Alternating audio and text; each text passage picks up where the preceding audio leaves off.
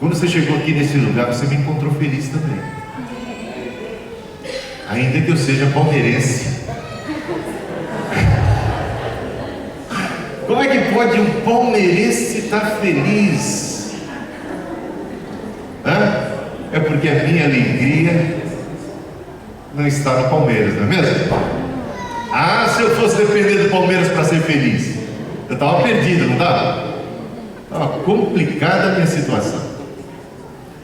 Se o corintiano também, para não ficar quieto, né, fosse depender de ganhar na Libertadores para ser feliz, já pensou um negócio desse? A gente é o país do futebol, mas nós no futebol mais perdemos do que ganhamos, não é mesmo? Só temos 5 copas, o resto nós perdemos tudo. Olha, meus amados irmãos, isso é para ensinar para a gente o seguinte: que a gente não pode depositar a nossa alegria, a nossa felicidade em coisas desta natureza. Tem gente que precisa beber para se sentir melhor, precisa ir para a festa para estar alegre. O cristão não precisa disso não. O cristão não precisa de nada na veia para estar numa boa, para estar se sentindo bem, porque o que nos faz sentir bem é nada mais, nada menos do que Deus, o nosso Criador, a paz de Deus, a alegria do Senhor.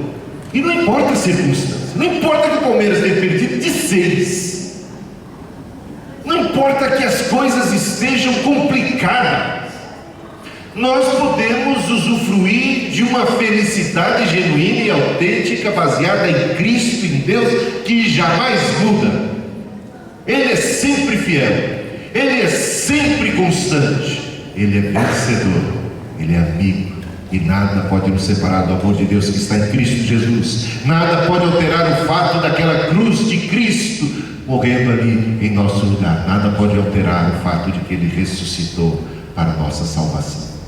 Louvado seja Deus. Dia de alegria, dia das mães, dia do Senhor, dia de louvor e de adoração. Queridos irmãos, queria compartilhar com vocês um texto que se encontra lá no Salmo 119. Salmo 119, versículo 25.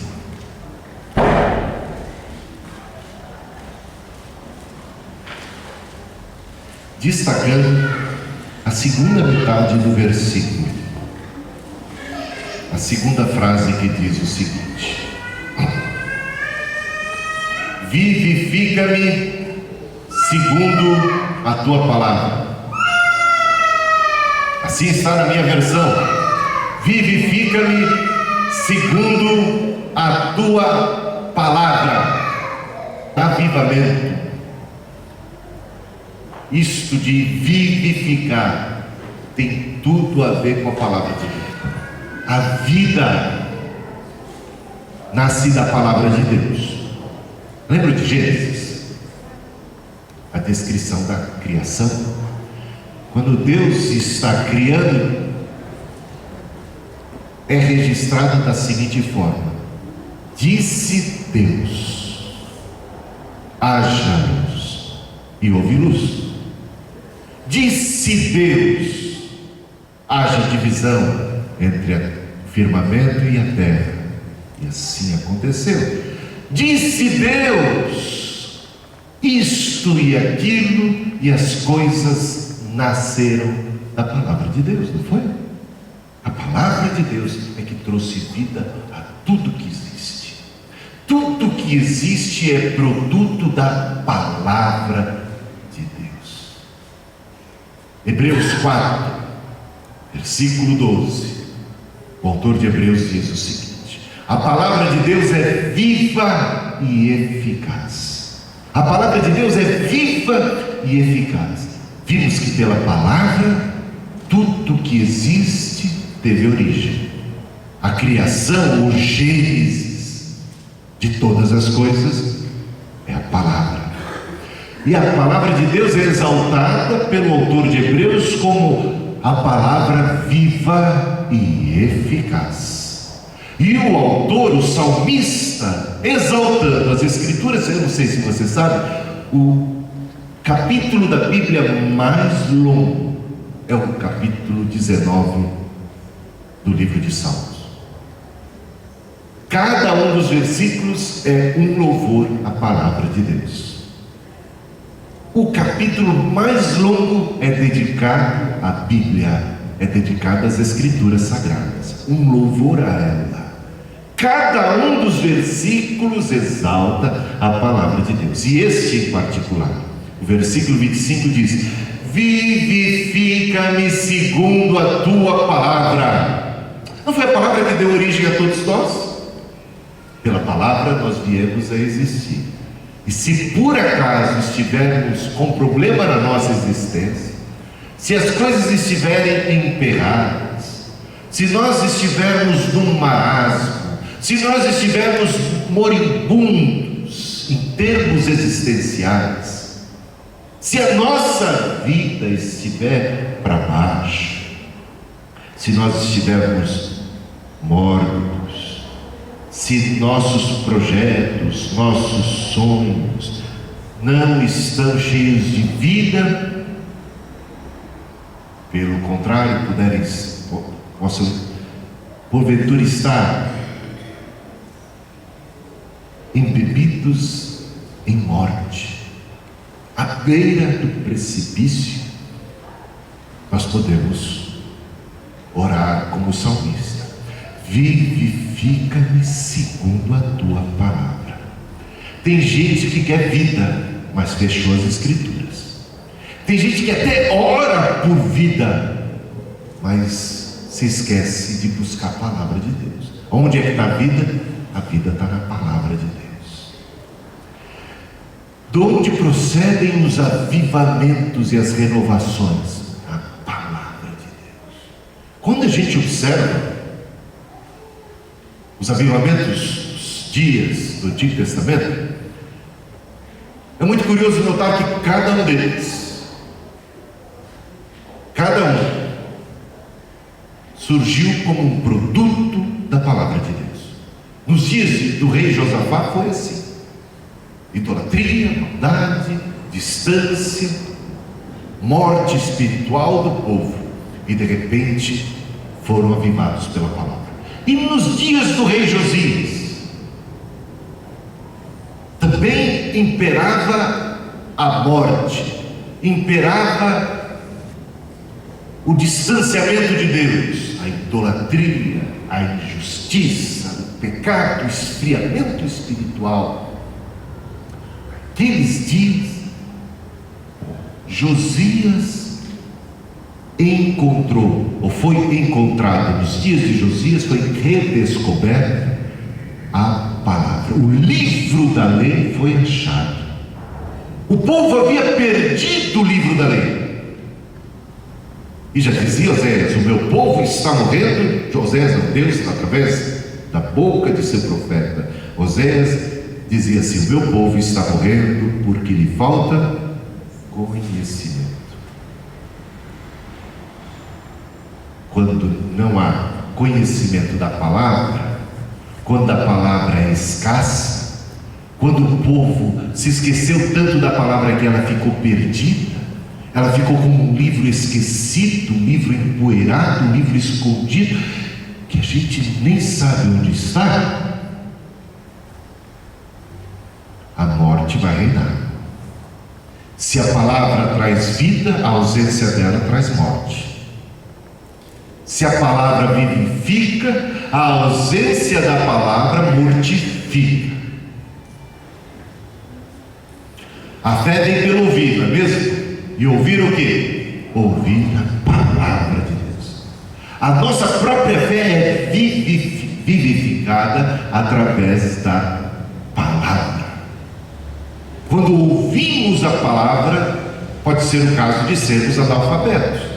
Os analfabetos não podem ler a palavra, mas podem ouvir a palavra. E nos dias em que esse texto foi escrito, muitos cristãos eram analfabetos. E existem muitos outros que são, talvez não seja o caso de pessoas aqui, mas se não podemos ter condições de ler, temos oportunidade de ouvir. Hoje você está num culto onde a palavra está sendo lida, onde a palavra de Deus está sendo exposta. A fé vem pelo ouvir a palavra de Deus. Conhecereis a verdade, disse Jesus, e a verdade vos libertará. Outro elemento do avivamento é que o avivamento produz libertação. A palavra de Deus nos liberta de uma série de correntes, de uma série de prisões, nos liberta da escravidão. A palavra de Deus é libertadora, a palavra de Deus é vivificadora, a palavra de Deus traz fé, a palavra de Deus renova a vida. É fruto, o avivamento é fruto, portanto, da palavra. A vida é fruto da palavra. E a renovação da mesma vida se dá pelo processo da palavra. O Espírito Santo de Deus manifesta-se através da palavra. A fé vem pelo ouvir e ouvir a palavra. Conhecereis a verdade vos libertará. Meu povo está morrendo porque lhe falta conhecimento. Senhor, aviva-nos. Senhor, renova a nossa vida, renova as nossas atitudes, renova a nossa fé, renova a nossa família. Senhor, estamos diante da Tua palavra, de Teu Espírito, renova, vivifica-nos, Senhor, segundo a Tua palavra. A Tua palavra é poderosa e eficaz. A Tua palavra não volta vazia, porque a Tua palavra é viva, porque tem o Espírito Santo que age através dela. A palavra de Deus entra e penetra fundo na alma do homem. Há muita gente que não quer ser liberta e mantém-se longe da palavra, porque sabe que ficar perto da palavra está correndo o risco de ser liberta, né? Tem muita gente que não vem à igreja, que não abre as Escrituras, porque sabe do poder da palavra, porque a palavra investiga a nossa própria alma, sonda mentes e corações. A palavra de Deus nos desafia para um viver superior. Bendita seja a palavra de vida, palavra que vivifica, palavra de Deus que nos aviva, meus irmãos, nos aviva a alma, nos aviva em todos os sentidos, em todos os aspectos. Nos dias de Neemias houve um avivamento. Neemias vive num período posterior ao cativeiro. Só para você ter uma ideia, o povo de Israel desviou-se da palavra, foi destruído. A cidade de Jerusalém foi queimada, o templo foi destruído, o povo foi disperso. Um castigo por causa do distanciamento da palavra. Nos dias de Neemias, eles começaram a regressar, começaram a restaurar todas as coisas que haviam sido despedaçadas por causa do pecado. Começaram a reerguer os muros, edificaram o templo, e houve um avivamento naqueles dias. E nos dias do avivamento, o que se viu foi o seguinte, muito curioso isso. Sabe Neemias 8? Não precisa ser agora, mas guarda aí para a sua informação. Neemias capítulo 8 conta que foi decretado uma semana para ouvir a leitura da palavra de Deus. Eles se reuniam ao alvorecer, por volta das 6, 5 da manhã, iam até o meio-dia, todas as semanas. Sabe para quê? O culto era o seguinte: não tinha canção, é bom a canção, não tinha nem oração, e é muito boa, nós estamos desprezando isso, mas só para mostrar o papel primordial da palavra. Não tinha nem pregação, era leitura. Você aguenta um negócio desse? Tem gente que reclama no culto que tem louvor, canção e tal, que dura 1h30, talvez 2, no máximo. Uma vez por semana, eles estavam fazendo isso todos os dias. Um povo, uma nação, diante da palavra de Deus reverente. Fala, Senhor, que teu servo ouve. A palavra sendo lida. Meus irmãos, nós não precisamos muito mais do que da palavra de Deus. Foi esta palavra que trouxe vida a tudo o que há. Esta palavra é salvadora, libertadora, renovadora. Bendito seja a palavra de Deus. Nos dias de Lutero, Lutero era um padre católico, sabe? Naqueles dias a igreja também estava longe da palavra. A missa era celebrada com o padre de costas para o povo. Faz de conta que eu sou o padre, eu estaria aqui de costas. Eu não falaria português, eu falaria latim do começo ao fim e de costas para o povo. A Bíblia acorrentada. A Bíblia não estava na linguagem do povo, meus amados irmãos. A língua não era acessível. Você não encontrava em nenhum lugar Bíblia para vender. A Bíblia era um livro como quase que secreto. O povo não tinha acesso. Nos dias de Lutero era assim, mas para piorar, por causa desse distanciamento das Escrituras, a igreja tinha chegado ao ponto de começar a cobrar valores para conceder as bênçãos divinas. Então você ia na igreja e confessava seu pecado, e o padre determinava o preço que você tinha que pagar aos cofres da igreja para receber o perdão dos pecados. Creio, era assim. Isso era chamado a cobrança de indulgências. Para que fosse concedido ao povo o perdão, teria que se pagar. Lutero era padre. Por ser padre, teve ele o privilégio e o acesso às Escrituras Sagradas. E foi lendo a Bíblia que ele chegou ao conhecimento do Evangelho. Porque nem nos seminários, ele fez muitos anos de seminário para ser padre. Nos seminários ele não aprendia da Bíblia. Ele não aprendia do Evangelho.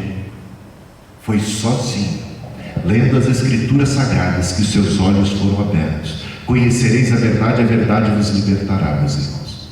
E foi liberto Lutero. E Lutero entendeu, não há que se pagar um centavo sequer para a obtenção do perdão. É de graça. Pela graça sois salvos mediante a fé. Isso não vem de vós, é dom de Deus, não pelas obras para que ninguém se glorie. É pela graça. Seus olhos foram abertos, ele foi liberto. E ele colocou 95 teses na catedral alemã. Cada uma delas dizia respeito à graça de Deus, do Evangelho, e era contra a cobrança de indulgências. Lutero foi condenado pela Santa Inquisição. Santa, entre aspas, né? Ele foi condenado à morte. Por que Lutero foi condenado à morte pela igreja? Ele foi condenado à morte porque ele abriu as Escrituras para o conhecimento do povo.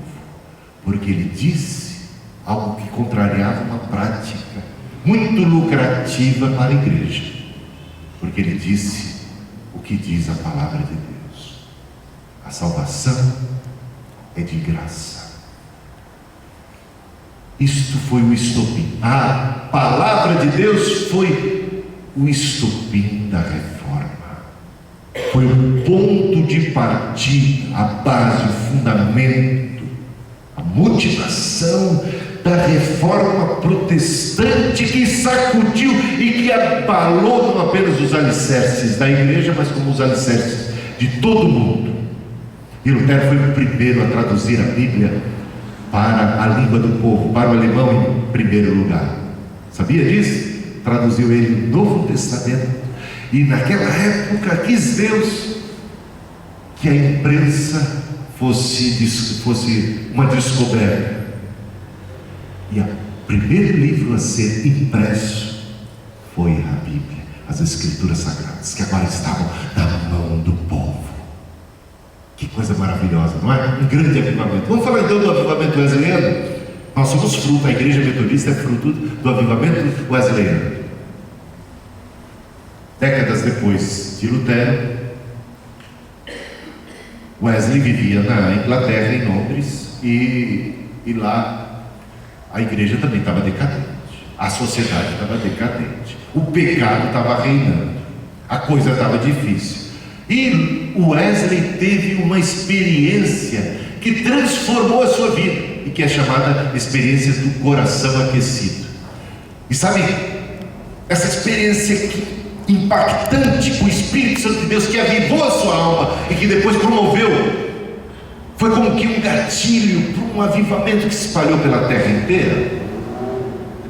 Lutero estava exatamente na igreja como você está hoje, e a palavra de Deus estava sendo lida, e foi ouvindo a palavra de Deus, mais propriamente uma exposição de Lutero ao livro de Romanos, que John Wesley diz: meu coração foi estranhamente aquecido. Nunca mais esse homem foi o mesmo. Naquela hora ele disse: nesse mesmo momento eu tive certeza que meus pecados foram perdoados, eu tive segurança da minha salvação, meus olhos se abriram para o que Deus tinha para mim. Esse homem saiu a pregar. Esse homem saiu, na sequência, muita oposição. Ele foi proibido de pregar na igreja anglicana. Ele era um sacerdote anglicano. Proibiram ele pregar na igreja. Mas Deus, olha, Deus apronta cada uma, sabe? Quando a porta se fecha, pode ter certeza que Deus está nisso. A gente bota muita culpa no diabo, no capeta, mas a gente tem que enxergar que Deus é soberano. Lutero, o Wesley, cheio do Espírito Santo, queria pregar agora, e do jeito que ele estava pregando, incomodou. Aí falaram: aqui não. E foi proibido de pregar dentro da igreja. E Deus o impulsionou para pregar fora da igreja, nas ruas, nas praças, nas minas de carvão. Sabe o que Lutero disse nessa hora? Já que eu não tenho uma paróquia, ele não teve designação pastoral, ele não tinha um rebanho para pastorear. Ele disse, Wesley disse: o mundo é a minha paróquia. E começou a ministrar para todo mundo. Wesley fez algo extraordinário. O movimento wesleyano começou a crescer, os metodistas começaram a se multiplicar, conversões e conversões, a sociedade começou a ser abalada, transformada.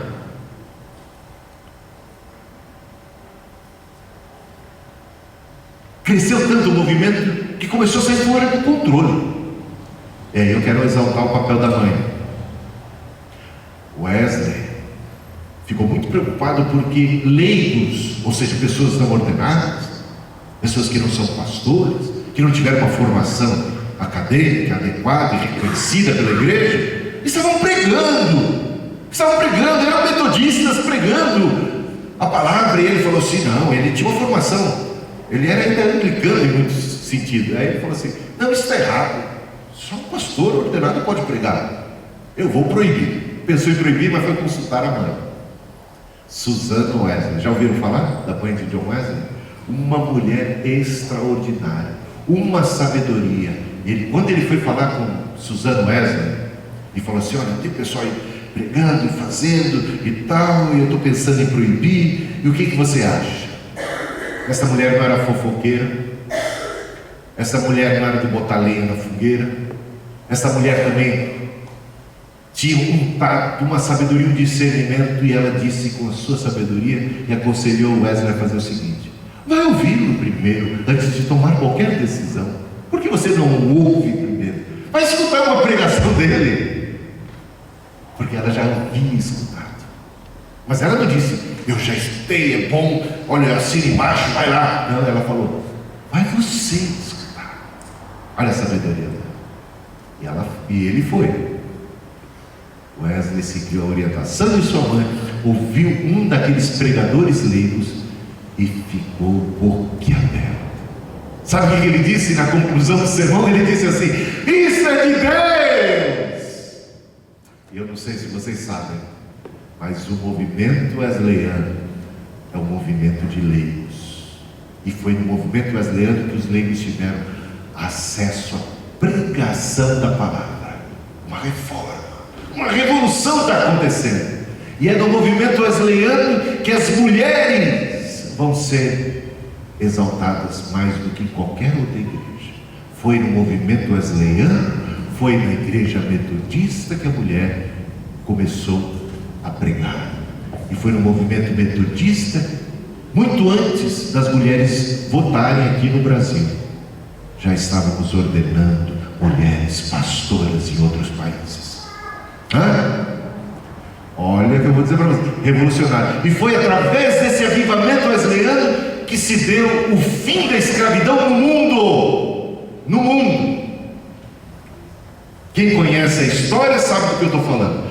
Foram os metodistas os maiores abolicionistas deste mundo, da história. E o maior deles, Wilberforce, parlamentar inglês, que ousou colocar um projeto de lei em votação que ficou ali 20 anos sendo recusado em motivo de chacota, em motivo de todo tipo de perseguição. E ele manteve firme a sua palavra, e ele manteve firme a sua postura, lutando contra a escravidão, um mal milenar. Wesley cria que o poder da palavra é poderoso para transformar a realidade, a sociedade. Não é apenas o status da sua alma que muda, não. Não é apenas você de perdido para salvo, mas vai transformar a sua alma, vai transformar as suas atitudes, vai transformar o seu caráter, vai transformar o seu lar, vai transformar o seu bairro, vai transformar a sua comunidade, vai transformar a sua cidade, vai transformar o país. O poder do Evangelho é o poder do reino de Deus, para transformar a cidade, para transformar o mundo. E por causa de Wesley, a última carta antes de morrer que Wesley escreve, ele escreve para Wilberforce, incentivando para que não desistisse desta luta contra a escravidão. Os metodistas foram os primeiros cristãos do mundo a não permitirem escravos entre os seus membros, por ordem de Wesley. E a escravidão acabou. E aqui no Brasil a Lei Áurea foi assinada. Princesa Isabel não assinou porque aqui houve um movimento nacional, não assinou porque ela quis, porque ela teve consciência, assinou por pressões exteriores. A Inglaterra, a maior nação naquele período, foi a primeira a abolir a escravidão por conta da ação dos metodistas, de um avivamento que abalou a cidade, que abalou a sociedade, que abalou a Inglaterra. E dizem os especialistas, os historiadores, e eu não estou falando de historiadores cristãos, estou falando de historiadores neutros, ou não sei se podemos chamar de neutros, mas que não são partidários de nossa fé. E eles dizem que se não houvesse tido um avivamento, ou seja, se não fosse por conta do que aconteceu no metodismo na Inglaterra, a Inglaterra teria sofrido e padecido as barbaridades que sofreu a França naquela revolução sangrenta. A Inglaterra não precisou passar por uma revolução sangrenta, ela passou por uma revolução espiritual, meus amados irmãos. E esse movimento wesleyano alcançou os Estados Unidos. Esse avivamento fez da igreja metodista a maior denominação em solo americano. 50 anos depois de Wesley, se somasse todos os cristãos católicos, batistas, presbiterianos, congregacionais, somasse todos eles, davam um número de metodistas. Diziam o seguinte, que nos Estados Unidos, naqueles dias, em cada esquina se encontrava um urubu e um metodista. Um avivamento, algo que começou com um homem, porque estava ouvindo a palavra de Deus. Meus amados irmãos, a palavra de Deus viva e eficaz, vivifica-nos segundo a tua palavra. Temos ouvido a palavra, a mensagem que nos chama para as Escrituras. Queremos fé, precisamos ouvir a palavra, precisamos escutar, precisamos obedecer. Queremos ser vivificados, precisamos da palavra, precisamos nos voltar para a palavra, precisamos ser mulheres, homens de um livro só das Escrituras Sagradas. Precisamos abrir mais a palavra, ler mais, precisamos obedecer mais. Vamos orar como salmista, vamos nos inspirar nele, vamos dizer: vivifica, vivifica-me, Senhor, segundo a tua palavra. Vivifica-nos, Senhor, pela tua palavra. Senhor, a tua palavra não volta vazia. A tua palavra é poderosa, é o maior instrumento criativo que há. A tua palavra liberta. Conhecereis a verdade vos libertará. Uma libertação de uma mente doentia, de uma mente maligna, de uma mente secularizada, de uma mente hedonista, de uma mente materialista, de uma mente que está, ó Deus, realmente oprimida pelo príncipe deste mundo, que está vivendo segundo as regras que ele impõe sobre a nossa sociedade, este enganador das almas. Oh Senhor, será que existem entre nós pessoas, como o Senhor disse que haviam lá no tempo passado, pessoas que estão morrendo, um povo que está morrendo porque falta conhecimento da palavra, porque falta submissão à palavra, porque falta afeição à palavra? Oh Senhor, livra-nos desse distanciamento, desse divórcio, que muitas vezes é uma tentação na nossa vida, desse divórcio da Tua palavra. Oh Jesus, opera em nós.